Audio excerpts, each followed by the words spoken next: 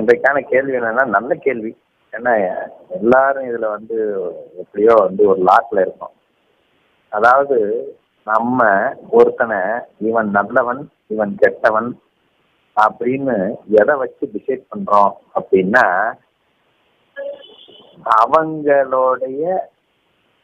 அவங்க நம்மகிட்ட எப்படி ரியாக்ட் பண்றாங்கன்னு வச்சு.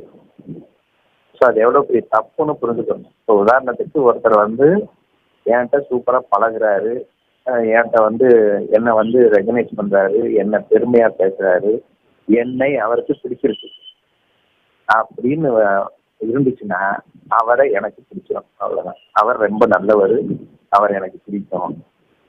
ஸோ இப்படிதான் நம்ம முடிவே பண்றது. அதே மாதிரி அவருக்கு என்ன பிடிக்கல, அதே மாதிரி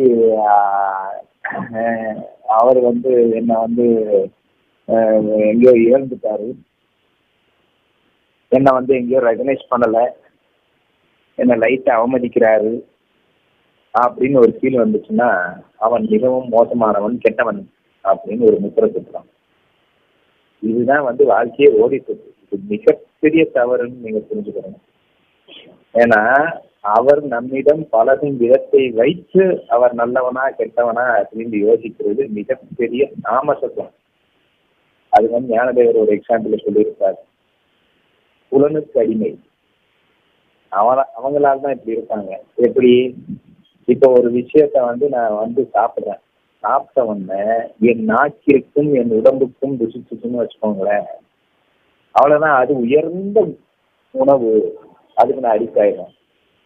ஒரு நாக்கில் வைக்கிறேன், அது என் நாக்கிற்கும் என் உடம்புக்கும் பிடிக்கலன்னு வச்சுக்கோங்களேன், உடனே தப்புன்னு டிசைட் பண்றது. அப்ப எது தன் உடம்புக்கும் புலன்களுக்கும் சரி என்று தப்பிவிட்டால் அது சரி என்று நினைப்பது மிகப்பெரிய மூடத்தனம்ங்கிற. இந்த நாக்கு விஷயத்துல எல்லாத்துக்கும் தெரியும். இப்போ ஒரு கஷாயம் சாப்பிட்றோம், அது ஹெல்த்தினா, உடம்புக்கு ஹெல்த்தி, ஆனா நாக்குக்கு பிடிக்காது, உடனே அது மோசம்னு சொல்ல முடியுமா? அது மோசம் இல்லை, சூப்பர். அதே மாதிரி வேலை விஷயங்கள், சிகரெட்டு, சாராயம், போதை, இல்லை வேற விஷயங்கள், அதை நம்ம சாப்பிட்றோம், சாப்பிட்டா பிடிச்சிருக்கு, நாக்கிற்கு பிடிக்குது, உடம்புக்கு பிடிக்குது, ஆனா உடனே அது உயர்ந்த வஸ்து அப்படின்னு சொல்ல முடியுமா? அப்ப என் நாக்கிற்கு பிடிச்சிருந்தாலும் என் உடம்புக்கு அது பிடிச்சிருந்தாலும் எவன் ஒருவன் அது நல்லதா கெட்டதா உயர்ந்ததா தாழ்ந்ததா, அது முதல்ல என்னக்கு தகுமா தகாதா அப்படின்னு சிந்திக்கிறானோ அவன் தான் அறிவார். உடனே பிடிச்சிருக்கு, இந்த லவ் பண்ணுவாங்க இல்லையா, பார்க்கிறேன் கண்ணால் கண்ணுக்கு பிடிச்சிருக்கு அவளை, உடனே அது உடம்புக்கும் பிடிச்சது, நான் அவளை வாழ்க்கை துணையாக ஏற்றுக்கொள்கிறேன். எப்படி? அது சரி வருமா?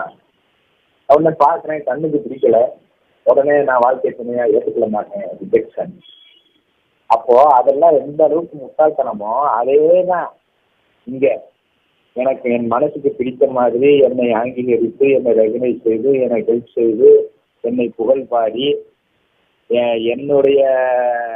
எனக்கு யாரை பிடிக்கலையோ அவங்களுக்கு அவங்கள பிடிக்காது, இப்படி ஒத்து போகிற மனப்பான்மை இருந்தா போதும், உடனே அவர் மிகவும் நல்லவர் அப்படின்னு விட்டுறது. அது எப்படி சாத்தியமாகும்? ஏன்னா என்ன ஒருத்தர் பிடிச்சிருக்கு, அவர் என்ன புகழ் பாடுறார், எனக்கு ஒத்து போகிறார் அப்படின்னா அவர் இன்னொரு இடத்துல கொடுமை பண்ணலாம், திருட்டுத்தனம் பண்ணலாம், வேற ஏதாவது அதர்ம செயல்கள்ல செய்து கொண்டு தானே இருக்கலாம். உடனே அவர் சூப்பர் அப்படின்னு நான் எப்படி நிர்ணயிக்க முடியும்? நிர்ணயிக்க முடியாது. அப்போ ஓவராலா அது காரணம் என்னன்னா, இந்த புலன்களுக்கும் நம்முடைய அந்த உணர்வுக்கும் அடிமையாகிட்டான். அதான் ஞானதேவர் சொல்றாரு. அப்ப அதுக்கு அடிமையாகாம ஒரு விஷயம் உள்ள வந்தோடனே அதை புத்தினா புத்தியில அகங்காரத்தை வச்சு சிந்திச்சோம்னா அது அதை விட கேடு. இவன் புத்தியில இவன் எக்ஸ்பீரியன்ஸ்ல ஒண்ணு வச்சிருப்பான், அதுக்கு ஓகே ஆச்சுன்னா இவர் சூப்பரும்பா. அது இல்லை. ஞானதேவரின் கூற்றுப்படி, கண்ணனின் கூற்றுப்படி, இருப்பெருப்பு இல்லாமல் பூரணமாக சுயநலம் இல்லாமல் ஒருத்தர் இருந்தா அவர் சூப்பர். நம்ம உடனே ஞானி லெவலுக்கு போக வேண்டாம். ஓவராலா பார்க்கும்போது அவர் ரொம்ப பிளெக்சிபிள், ஈஸியா விட்டு கொடுத்துருவாரு. எல்லோருக்கும், நமக்கு மட்டும் இல்லை, இந்த விஷயம் எல்லோருக்குமாக இருக்க வேண்டும். அவர் யாரையும் இகழ மாட்டாரு. பொதுவா அவ்வளவா வந்து அவர் நேர்மையா இருப்பாரு, பொய் சொல்ல மாட்டாரு. நம்ம ஹரிச்சந்திரன் ரேஞ்சுக்குலாம் போக வேண்டாம். ஓவராலா பார்க்கும்போது அவர் நல்ல குணம்ங்க. நார்மல் ஒரு ரொம்ப கீழானவங்களை விட்டு கொஞ்சம், அதாவது ஞானி லெவனுக்கு இல்லைன்னா மேலோன்னா ஓகே சூப்பர் அப்படின்னு அங்கீகரிக்கணும். அந்த குணம் எல்லோரிடமும் இருக்கணும். என்ன பிடிச்சிருக்கு, ஆஹா சூப்பர் அப்படின்னு போக வேண்டியது. அவர் இன்னொருத்தவங்க பிடிக்கலன்னா அதையும் சந்தோஷமா ஏற்றுக்கிறது. ஆஹா நம்மளை பிடிச்சிருக்கு, அடுத்தவனை பிடிக்கல. அப்ப அடுத்தவனுக்கு பிடிக்காத அதே விஷயம் நம்ம கிட்ட இருந்து வரும்போது நம்மளையும் பிடிக்காம தானே போகும். உடனே நம்ம எகிர்றது. இப்ப நம்ம மனது எப்படி இருக்குன்னா, எனக்கு பிடிச்சிருந்தா போறேன், எனக்கு பிடிக்கலன்னா நான் விளக்கிடுறேன். இத காரணம் என்ன சொல்லிடுறேன்னா அவன் மேல பள்ளியை போட்டுருக்கான். அவர் எனக்கு பிடிச்ச மாதிரி நடக்கிறாரு, எனக்கு பிடிச்சிருங்க. அவர் எனக்கு பிடிச்ச மாதிரி உனக்கு இருந்தா நீங்க நம்ம மைண்ட் செட். அவர் எப்படி இருந்தாருன்னு ஓவரால் அவர் கேரக்டர் என்ன. ஆனா இன்னொன்னு சொல்றேன், ஞானத்தில் இருக்கும்போது ஓவரால என்ன கேரக்டர் இருந்தாலும் அதை புரிந்து கொள்ள வேண்டும். ஓவராலா பார்த்து புரிஞ்சுட்டு அவர் இப்படிதான் சொல்லிட்டு பழகணும்னா தப்பே இல்லை, அதுல குற்றம் குறை பார்க்காம. ஏன்னா அது அவருடைய சுதர்மம். ஒரு பாம்பாச்சு பாம்புடன் சுத்தமா பாக்குறான், அதை புரிந்து கொள்கிறான், விளையாடுறான். அந்த பாம்பு வந்து உயர்ந்த குணமா? அது விஷத்தன்மை உள்ளதுதான், கோபம் உள்ளதுதான், நன்றி பெற்றதுதான். ஆனா அதோட எப்படி ஜாலியா விளையாடுறான், அதன் தன்மையை புரிந்து கொண்டான், அவ்வளவுதான். அதுல குற்றம் குறை பார்க்கறது இல்லை. அப்போ நான் ஒருவரின் தன்மையை புரிந்து கொள்கிறேன், எனக்கு இந்த பிரச்சனையே இல்லை. அவர் புகழ்கிறாரா என்னை இகழ்கிறாரா எனக்கு மேட்டரே கிடையாது. அவரின் தன்மை பூரணமாக புரிந்து கொள்ள வேண்டும் என்றால் எனக்குள்ள முதல்ல வந்து அவர் மேல அட்டாச்மெண்ட் இருக்க கூடாது. அந்த தன்மை புரிந்து கொள்வது அப்படின்னா என்ன புகழ் பாடுறாருன்னா எல்லோரையும் புகழ் பாட வேண்டும். எனக்கு வந்து ஹெல்ப் பண்றாருன்னா அவர் வந்து கஷ்டப்படுற எல்லோருக்கும் ஹெல்ப் பண்ணணும். ஸோ அப்பதான் அதுதான் வந்து அவருடைய பொதுவான குணமாக அமையும். அப்போ அது ஹெல்ப் பண்றதாக இருந்தாலும் கோவப்படுறாரு, ஏன்ட கோவப்படுறாரா, எல்லோரிடமும் கோவப்படுவாரு. இப்போ ஒரு பொண்ணு நேற்று வந்து சொன்னான், ஆபீஸ்ல பயங்கரமா எம்டி வந்து எங்களை வெடிச்சு கத்தி பேசுறாரு. ஒரு இன்க்ரிமெண்ட் கேட்டதுக்கு என்ன, நாங்க எல்லாம் பணம் காய்க்கிற மரமா, வந்து கேட்க வந்துட்டேங்க போமா அப்படின்ட்டு கத்துறாரு. எதுக்கிறதாலும் இப்படிதான் பேசுறாரு அப்படின்னு சொன்னாங்க. நான் உடனே கேட்டேன், ஓட்ட மட்டும் தான் அப்படி பேசுறாரா எல்லாத்தையும் பேசுறாரா? இல்ல எல்லாத்தையும் அப்படிதான் பேசுறாரு. அவன் எம்பியோட ஒய்ஃப் வருவாங்க, ஒய்ஃபும் அப்படிதான் பேசுறாரு, பசங்கத்தையும் அப்படிதான் பேசுறாரு, ஏன் கஸ்டமர்ட்டையும் அப்படிதான் பேசிடுறாரு. அதனாலதான் சில கஸ்டமர் ஓடிடுறாங்க. அதே மாதிரி ஜிஎஸ்டி ஆஃபீஸுக்கு போகும்போது அவர் அக்கௌண்ட்ஸ் ஆடிட்டர் வர்றாரு, அங்கேயும் லைட்டா பேசிக்கிறாரு. ஸோ அப்போ வந்து எல்லாத்தையும் அப்படிதான் பேசுறாரு அப்படின்னு சொன்னாங்க. அப்ப இருந்த மாதிரி எல்லோரிடமும் அவர் வந்து படபடமும் கத்தி கோபமா பேசுறது அவருடைய இயல்பு, அது குறையில்லை. ஓன்ட்ட மட்டும் அப்படி பேசுறாருன்னா யோசி, நமக்கு என்ன தப்பு இல்லை, நம்ம என்ன பண்ணணும்னா அவர் நம்மளை என்ன தப்பா புரிஞ்சுக்கிட்டாரு, அவர் வந்து நம்ம மேல கோவப்படுறாரு, நம்மகிட்ட தப்பா இல்லை அவர் தப்பா புரிஞ்சுக்கிட்டாரா, இல்லை நம்ம மேல அவருக்கு போட்டியா பொறாமையா என்னன்னு அதுக்கப்புறம் யோசிக்கலாம். ஓவரால் அவர் கேரக்டர் எதுக்கு எடுத்தாலும் சொல்றாரு, எல்லா விஷயத்துக்குமே. அப்போ ஓவரால் கேரக்டர் எல்லா விஷயம் அப்படின்னா சரி, அவர் வந்து அது அவருடைய இயல்பு. அப்ப நாயின் இயல்பு குறைப்பது, அது குறைத்து கொண்டே தான் இருக்கும். உடனே அது வந்து பசுமாரெல்லாம் பாத்தியா, நம்மளை எப்படி அன்போட கூப்பிட்டு அம்மான்ட்டு, நான் எப்படி அம்மான்னு கூப்பிடணும், லொல்லுங்க, அதுதான் அதை காட்டுற லவ்வே, அது அதனுடைய இயல்பு அப்படின்னு சொல்லும் போது அவள் புரிந்து கொண்டாலுமா, இது நீ வந்து அவருடைய இயல்பு, அவர் வே ஆஃப் எக்ஸ்பிரஷன். நீ எதுக்கு எடுத்தாலும் அமைதியா எக்ஸ்பிரஸ் பண்ற, அவர் எதுக்கு எடுத்தாலும் கோபமா எக்ஸ்பிரஸ் பண்றாரு. ரெண்டுமே ரெண்டு டேஸ்ட் தான்.